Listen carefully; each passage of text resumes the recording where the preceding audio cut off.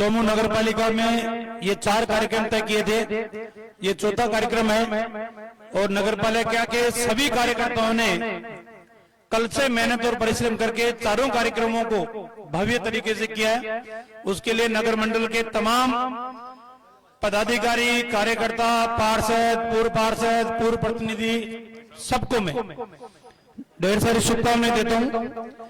लेकिन साथ में ये भी कहूंगा कि सिर्फ ये कार्यक्रम स्वागत का हो गया, यहीं तीसरी हो गई। 19 तारीख तक इसी तरीके से हम सब 19 तारीख तक इसी तरीके से हम सबको पूरी मेहनत और परिश्रम करने की आवश्यकता है।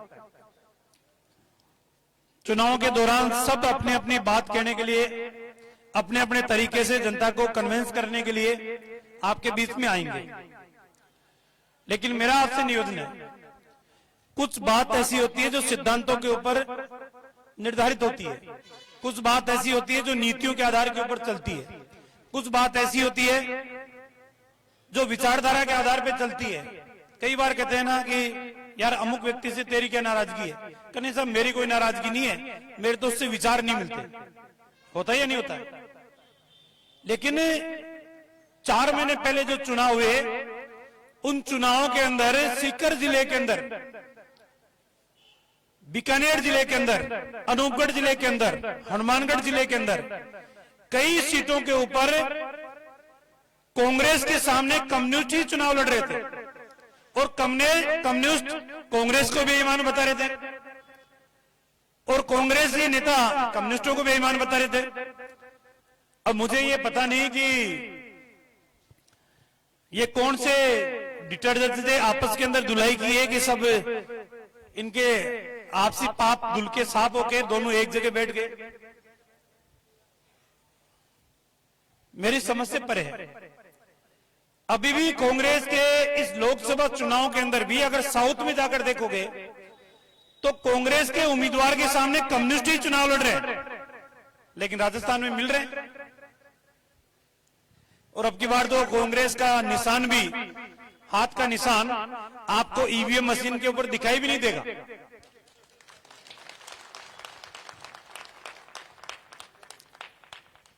कांग्रेस के लोग पहले ही मान चुके कि पार पड़ना बहुत मुश्किल है। और क्यों नहीं पार पड़ना मुश्किल है? इसका एक सबसे बड़ा कारण है कि आप जैसे लोगों की बद्दुआएं इनके साथ है। आपके बच्चे बच्चियों का भविष्य खराब किया है पेपर लीक करके। सब इंस्पेक्टर की भर्ती ले लो, टीचर की भर्ती ले लो, नर्सिंग की भर्ती ले लो, जेईएन की भर्ती ले लो, अकाउंटेंट की भर्ती ले लो, स्टेनो की भर्ती ले लो, एक भी परीक्षा इन बेईमानों ने ईमानदारी से नहीं करवाई। इसलिए दुर्सीट इनके साथ है, हमारी बद्दुआएं इनके साथ है, इसलिए इनकी पार पड़ने वाली नहीं है।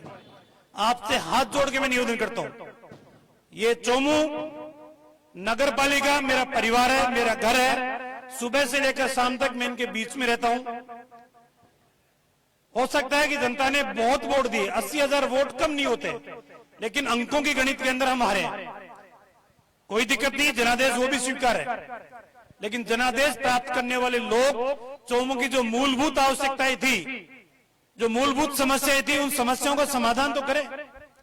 अब आप जाओ, उनके पास एक ही उत्तर है, हमारी तो सरकार ही नहीं है, ये उत्तर मिलेगा। और समस्याओं का समाधान कौन कर सकता है? समस्याओं का समाधान सरकार करती है। 13 जिलों की ईआरसीपी योजना राजस्थान में जब बीजेपी की सरकार थी, इसके अंदर कमलनाथ की सरकार थी, जल का समाधान नहीं हो सकता, समझौता नहीं हो पाया। अब वहां मोहनलाल जी यादव है तो यहां भजनलाल जी है। 13 जिलों की पेयजल की समस्या का समाधान तुरंत हो गया।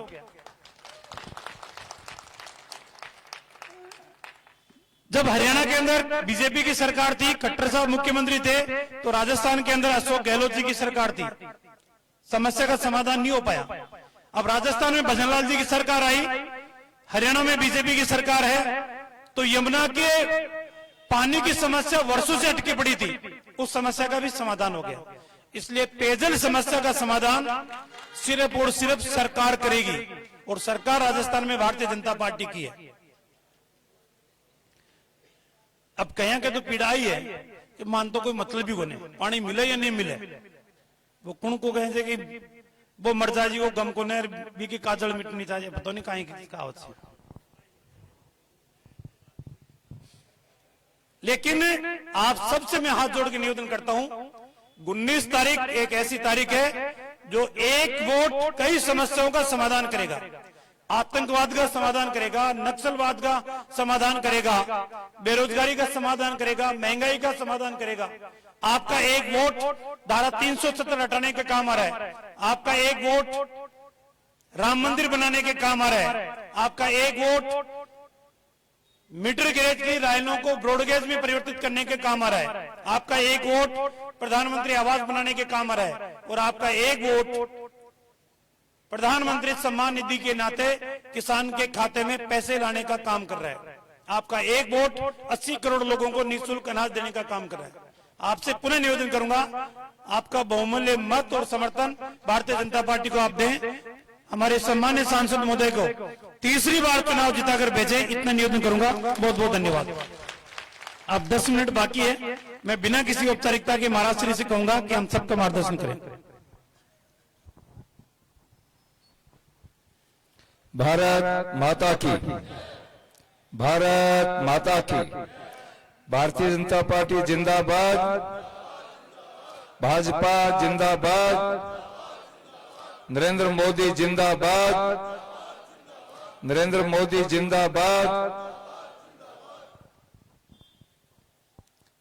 चौमू के इस ऐतिहासिक रावणा गेट पर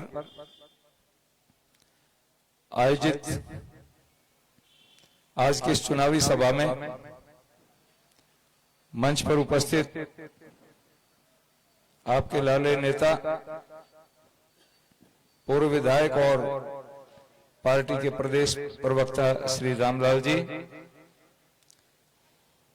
सीकर से और यहां से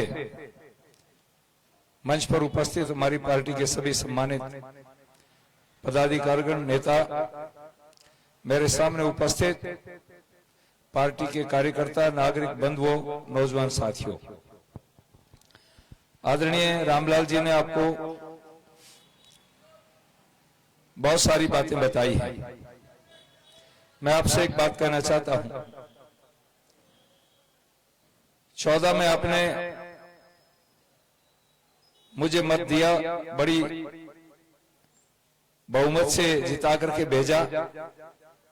सीकर लोकसभा से 2.5 लाख वोटों से आपने जिता करके भेजा, और नरेंद्र मोदी जी के नेतृत्व में भाजपा की सरकार बनी। आदरणीय प्रधानमंत्री नरेंद्र मोदी जी ने जिस दिन पार्लियामेंट में प्रवेश किया, उन्होंने पार्लियामेंट की दहलीज पर मस्तक टिका करके और सेंट्रल हॉल में जाकर के एक बात कही कि मेरी सरकार गरीब, मजदूर, किसान, महिलाएं और युवाओं के लिए समर्पित होगी, और ये काम करके दिखाया उन्होंने। 10 साल मोदी जी के काम और 10 साल कांग्रेस के काम, 2004 से 14 और 2014 से 24, इसका तुलनात्मक अध्ययन आप करेंगे।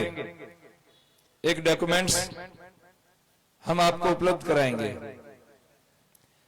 हमारी सरकार ने पार्लियामेंट के पटल पर, हमारी वित्त मंत्री ने एक श्वेत पत्र प्रस्तुत किया।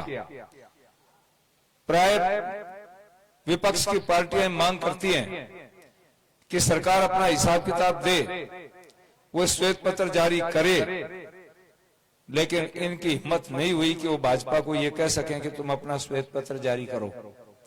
हमने स्वयं चल करके श्वेत पत्र जारी किया, लेकिन उस श्वेत पत्र तुलनात्मक जारी कर दिया। 10 साल कांग्रेस के कारनामे और 10 साल मोदी जी के कार्य जब हमने प्रस्तुत किए, हमारी वित्त मंत्री निर्मला सीतारमण ने जब संसद के पटल पर इसको रखा, पूरा का पूरा विपक्ष उठ करके बाहर आ गया, क्योंकि वो सुन नहीं सकते थे। ना जमीन छोड़ी, ने आकाश छोड़ा, ने पाताल छोड़ा, घोटाले घोटाले इनके थे। और उस सरकार में ये जो लोग आज लाल झंडा लेकर के आपके सामने आ रहे हैं, ये भी थे। साथियों, कहीं समर्थन करते हैं, कहीं विरोध करते हैं। रामलाल जी कह रहे थे, राजस्थान में भादरा, डूंगरपुर, अनूपगढ़, धोद और दातारामगढ़ में कम्युनिस्ट पार्टी कांग्रेस के खिलाफ और हमारे खिलाफ चुनाव लड़ रही थी, जम करके कोस रहे थे, आपस में एक दूसरे को आरोप प्रत्यारोप लगा रहे थे। लेकिन आज वही लोग, कांग्रेस कम्युनिस्टों को कंधे पर बिठा करके घूम रही है।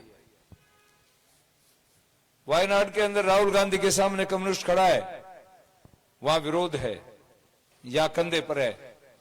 ये जो दोगला चरित्र है, ये बहुत खतरनाक है साथियों। जब धारा 370 जो हमारे देश के मस्तक पर एक कलंक था, हम कानून पास करते थे और कानून पास करते हुए एक लाइन लिखनी पड़ती थी कि जम्मू कश्मीर को छोड़ करके ये कानून भारत में लागू होगा। क्यों? कि धारा 370 ये बीमारी थी, 35 ये बीमारी थी, उसमें लिखा हुआ था जब तक जम्मू और कश्मीर की विधानसभा भारत की संसद द्वारा पारित किए गए कानून को स्वीकार नहीं करेगी, तब तक वो लागू नहीं होगा। और वहां के लोगों को यह नहीं पता था कि पंचायत क्या होती है, पंचायत समिति क्या होती है, जिला परिषद क्या होता है। और मैं एससी के भाइयों से एक बात कहना चाहता हूं, एसटी के भाइयों से, ओबीसी के भाइयों से एक बात कहना चाहता हूं, आरक्षण नाम की चीज तो कश्मीर के लोग जानते ही नहीं थे। आजादी के बाद पहली बार पंचायत का चुनाव हुआ है, आजादी के बाद पहली बार एससी, एसटी और ओबीसी को वहां पर आरक्षण मिला है। और ये लोग जिस दिन धारा 370 पास हुआ, उसको हटाने का प्रस्ताव पास हुआ, 35 को उखाड़ने का प्रस्ताव पास हुआ, पूरे देश में कांग्रेस और कम्युनिस्टों ने मोदी जी के और अमित शाह जी के पुतले फूके। क्या यह देश की अखंडता के लिए अपराध नहीं था? तो आपको विचार करना पड़ेगा। भारत की संसद पर हमला करने वाले लोग हमारे जाबाज नौजवानों को, जेपी यादव के साथ अनेक नौजवानों को हथियारों से गोली चला करके उनको वो शहीद हो गए। और जिस अफजल को फांसी की सजा हुई, जेएनयू के अंदर इस विचारधारा के लोग नारे लगाते थे, अफजल हम शर्मिंदा हैं, तेरे कातिल जिंदा हैं। वो लोग आज आपसे वोट मांगने के लिए आ रहे हैं। आपको विचार करना पड़ेगा, सोचना पड़ेगा। धरने प्रदर्शन से केवल मात्र क्या देश का विकास होगा? विकास होगा मोदी जी के विजन से, और वो करके दिखाया है। आज पूरी दुनिया में भारत का गौरव है, भारत का सम्मान है। भारत का नागरिक पूरी दुनिया में जहां कहीं जाता है वो सिर उठा करके चलता है। ये मोदी जी का काम है। सैन्य शक्ति की दृष्टि से आज भारत मजबूत है। हम 11वें स्थान पर आर्थिक दृष्टि थे, आज 5वें स्थान पर हैं, 27 में तीसरे स्थान पर होंगे। और प्रधानमंत्री मोदी जी का विजन है 2047 तक भारत दुनिया का 1 नंबर देश होगा, आर्थिक और सामरिक दृष्टि से ताकतवर होगा। हमारे देश के सैनिकों ने कश्मीर की छाती के ऊपर जाकर के हमला किया। यही लोग थे जो सबूत मांग रहे थे। क्या सबूत है तुमने सर्जिकल स्ट्राइक किया? अरे वो अभिनंदन जो विमान क्रैश होने के कारण पाकिस्तान की धरती पर उतर गया, वो क्या काम गया था वहां पर? आप सबूत मांगते, इससे बड़ा सबूत क्या हो सकता है? हमारा विमान क्रैश हुआ, हमारा अभिनंदन वहां जाकर के उतरा, लेकिन उस समय हमारे विदेश मंत्री ने पाकिस्तान को एक चेतावनी दी थी, 48 घंटे के भीतर भीतर अभिनंदन को वापस भेज दो, नहीं तो विचार करो। और दुनिया के देशों ने पाकिस्तान को यह चेता दिया था, यदि अभिनंदन को तुमने 48 घंटे के भीतर वापस नहीं भेजा तो भारत के नक्शे के ऊपर पाकिस्तान नाम का देश नहीं होगा। ऐसा प्रधानमंत्री जिसने ठीक 12वें दिन पुलवामा हमले के उन अपराधियों को, ठीक 12वें दिन जिस दिन हम अपने परिवार में जिन लोगों को आत्मिक शांति के लिए यज्ञ करते हैं, तो मोदी जी ने उन शहीदों की आत्मिक शांति के लिए पाकिस्तान के घर में घुस करके उन उग्रवादियों को ठोका। आज पाकिस्तान को पता है क्या स्थिति है। तो मैं आपसे आग्रह करना चाहता हूं, ये दो विचारधाराओं की लड़ाई, एक वो दो विचारधारा है 500 साल तक आप संघर्ष करते रहे, लाखों लोगों ने बलिदान दिया, तब जाकर के राम मंदिर बना है, उसका भी ये लोग विरोध करते रहे। कांग्रेस ने तो सुप्रीम कोर्ट में एफिडेविट दिया कि राम तो हुआ ही नहीं, वो तो काल्पनिक है। जो लोग राम को काल्पनिक बताते हैं वो राम को न मानने वालों को कंधे पर उठा करके चलते हैं। आपको विचार करना पड़ेगा। एक तरफ वो संस्कृति है जो हमारी वैदिक संस्कृति को, हिंदू संस्कृति को जागृत और सुरक्षित करने के लिए हमेशा खड़ी रहती है, चाहे काशी विश्वनाथ है, चाहे मंदिर राम मंदिर का मामला है, सरदार पटेल की स्टैचू है। साथ ही उनको केवल गांधी परिवार के सिवाय भारत रत्न देने के लिए कोई मिला नहीं। हमारी सरकार ने बाबा साहब अंबेडकर को कांग्रेस ने सम्मान नहीं दिया, सुभाष चंद्र बोस को कांग्रेस ने सम्मान नहीं दिया, पटेल को कांग्रेस ने सम्मान नहीं दिया, चौधरी चरण सिंह को कांग्रेस सम्मान नहीं दिया। स्वामीनाथन बार बार रोते रहते हैं, चिल्लाते रहते हैं, स्वामीनाथन स्वामीनाथन। अगर उस किसानों को हितैषी व्यक्ति को सम्मान दिया, भारत रत्न दिया, तो मोदी जी ने दिया। और फिर कहते हैं गरीब आदमी रबड़ की चप्पल में आकर के आज पद्मश्री लेता है, गरीब महिलाएं पद्मश्री लेती हैं, समाज सेवा करने वाले लोग पद्मश्री लेते हैं। ये काम अगर किसी ने किया है तो नरेंद्र मोदी ने किया है। तो मैं आपसे एक निवेदन करना चाहता हूं, 24 घंटे काम करने वाला वो व्यक्ति, मैं बहुत सालों से उनके संपर्क में हूं। 2001 से लेकर के 2023 तक 24 आ गया है, एक दिन अवकाश नहीं लिया है, केवल 4 घंटे सोते हैं, रात दिन सोचते हैं तो देश के लिए सोचते हैं, श्वास आता है तो देश के लिए आता है। ये विचार आप करिए कि एक तरफ तो वो व्यक्ति है, और मैं तो हमेशा एक बात कहा करता हूं, प्रधानमंत्री नरेंद्र मोदी और हम दोनों में सांसारिक जंतरों से मुक्त हैं। केवल एक ही काम है, वो जनता का काम है, जनता की सेवा का काम है। तो मैं अधिक समय नहीं लेता हुआ क्योंकि समय हो गया है। हम आदर्श आचार संहिता की पालना करने वाले लोग हैं। मेरे प्रधानमंत्री ने हमें सिखाया है, आपको ध्यान होगा, माउंट आबू गए थे, आबू रोड, उनके पहुंचते पहुंचते 10 बज गए, मंच सजा हुआ था, पब्लिक लाखों की संख्या में बैठी हुई थी, वो प्रधानमंत्री थे, चाहते तो बोलते, लेकिन घड़ी देखी और एक आगे 10 बजने में 2 मिनट है, मैं दोबारा आपके बीच में आऊंगा, और सबको नमस्ते राम राम करके चल पड़े। ये आदर्श है, इस पार्टी का आदर्श है। अंत में मैं निवेदन करना चाहता हूं, 17 तारीख को रामनवमी है, भगवान राम का स्मरण करके राम मंदिर की प्राण प्रतिष्ठा के बाद पहली नवमी है, और फिर 19 तारीख को आपको वोट देना है। आपसे मेरा एक ही आग्रह है, बंधुओं, घर गृहस्थी लोग चुनाव लड़ते हैं तो उनके 150 रिश्तेदार होते हैं, लेकिन मोदी जी ने एक नारा दिया है, सारा भारत मेरा परिवार। तो मैं भी यही निवेदन करूंगा, पूरी लोकसभा के कार्यकर्ता मेरा परिवार, आपको चुनाव लड़ना है। मैं आपके बीच में दोबारा समय नहीं इतना कि मैं बार बार